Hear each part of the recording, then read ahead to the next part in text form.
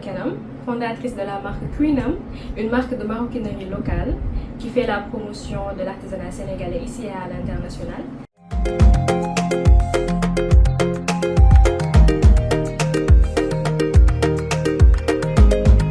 La marque a été créée formellement en 2019, mais je suis entrepreneur depuis mes 19 ans.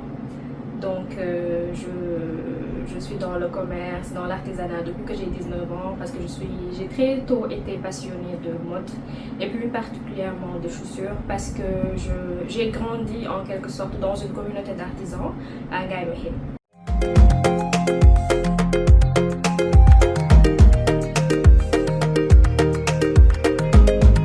Je disais tout à l'heure que j'ai grandi dans une communauté d'artisans de Ngaye Mékhé. Donc ma grand-mère est née de Ngaye Mékhé et j'y allais très souvent en vacances. Et à chaque fois que j'allais en vacances à Ngaye Mékhé, mes tantes elles m'offraient des chaussures pour la rentrée des classes. Et c'est des chaussures que j'ai portées pendant des années et des chaussures qui ne se sont jamais abîmées, que j'ai ensuite données à des cousines ou voilà, à des amis tout simplement. Et quand j'ai eu mon bac, j'ai eu, vous savez, quand on a le bac, à un moment donné, on a les vacances les plus longues, on peut dire. Donc j'avais pratiquement rien d'autre à faire. Je me suis dit, tiens, je vais essayer de créer une activité pour me faire de l'argent de poche et en même temps ne pas rester seulement à la maison. Et c'est comme ça que, voilà, vite fait, j'ai acheté des chaussures d'un artisan ici. Cette fois-ci, c'était à Dakar. Quand je l'ai acheté, je suis allée ensuite, quand j'ai commencé les cours à l'université, les gens de mon entourage me disaient que waouh, Louise, tes chaussures elles sont magnifiques, etc. Comment est-ce qu'on peut faire pour les avoir? C'est comme ça que je me suis dit, ok, donc je vais créer un business autour de ça.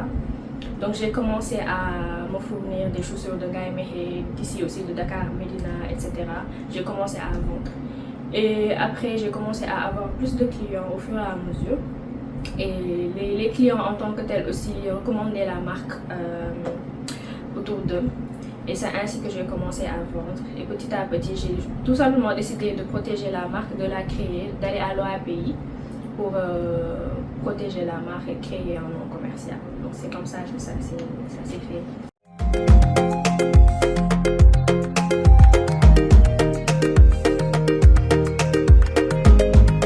De base, je l'ai fait d'abord par passion. C'est ce qui m'a entraîné à créer la marque, etc.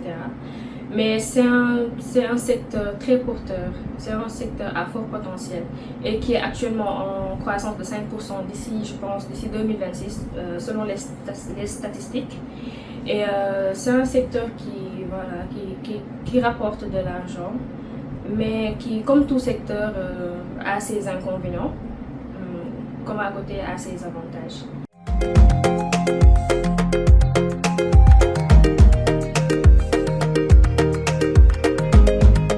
Déjà, je veux dire que notre réussite, c'est déjà d'avoir de nouveaux clients, de plus en plus d'avoir de nouveaux clients qui nous recommandent autour d'eux. Cela veut dire que, voilà, que ces personnes-là commencent à prendre la marque comme un de leurs biens, quelque chose qui leur est propre. Donc ça, c'est déjà une de nos plus grandes fiertés. Parce qu'après tout, on est là pour les besoins du client, on est là pour satisfaire les clients. Et ensuite, c'est récemment les concours qu'on a pu gagner. Par exemple, on a été sélectionné par l'Union africaine pour participer à une foire à Durban, en Afrique du Sud. Et récemment, hier aussi, on a encore une deuxième fois consécutive, on a encore gagné à ce même concours, et on doit aller en Égypte pour représenter le Sénégal.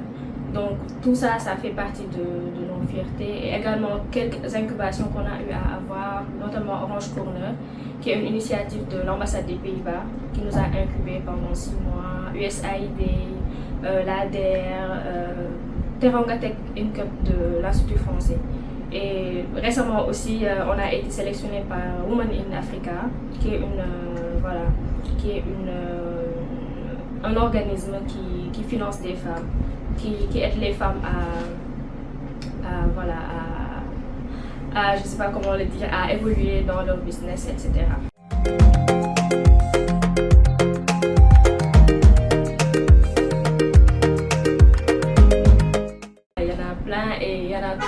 il y en a toujours. Donc c'est un secteur qui est fait de challenges et voilà, c'est ça. Donc les défis auxquels on a eu à faire face, c'est par exemple surtout au début, on ne maîtrisait pas vraiment la chaîne de valeur en tant que telle. On ne maîtrisait pas, on ne savait pas comment faire pour nous en sortir. Des fois, on avait par exemple au début des commandes et qu'après on voit que l'artisan n'honore pas ces commandes-là à temps. Et derrière, on doit livrer le client parce que derrière, on avait déjà fixé une date avec le client. Et après, on se rend compte qu'il y a les aléas du métier qui entrent en jeu. Soit l'artisan, il n'a pas respecté les délais. Donc tout ça, c'est des difficultés qu'on a eu à rencontrer. Et que jusqu'à présent aussi, on continue à rencontrer ce genre de difficultés. Mais on arrive quand même à peser le pour et le contre pour améliorer nos services.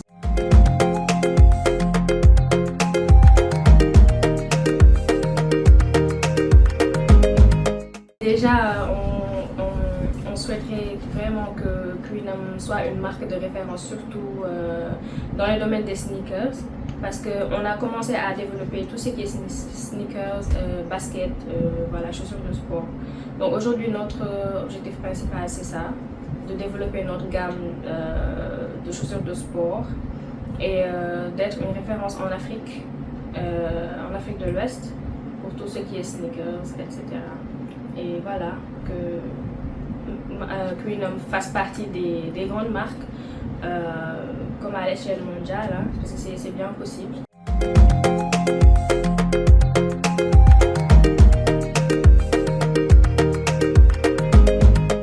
Effectivement, oui. Jekna, il n'y a pas longtemps qu'on a rejoint Jekna. Et on a eu de nouveaux clients grâce à Jekna. On a même eu un marché grâce à Jekna. Un marché avec une entreprise qui souhaite avoir des cadeaux pour ses collaborateurs. Et ce qui a été très bénéfique pour nous parce que c'était on peut dire que c'était la 3e fois qu'on ait ce genre de partenariat-là. Mais comme ça s'est fait très vite, on a intégré Jekna il n'y a même pas un mois en fait, il n'y a même pas, je pense juste 2 semaines après, on nous a contactés pour ça. C'est une grosse commande, alhamdoulilah, machallah, c'est une grosse commande et c'est une grande entreprise aussi. Parce que ce qu'il faut savoir, c'est nous, à Queenum, on vend pour les particuliers, les personnes lambda, etc. Mais on vend aussi aux entreprises. Et souvent, les entreprises, elles font de grosses commandes. Donc ça, c'est vraiment quelque chose qui peut nous aider à faire augmenter notre chiffre d'affaires.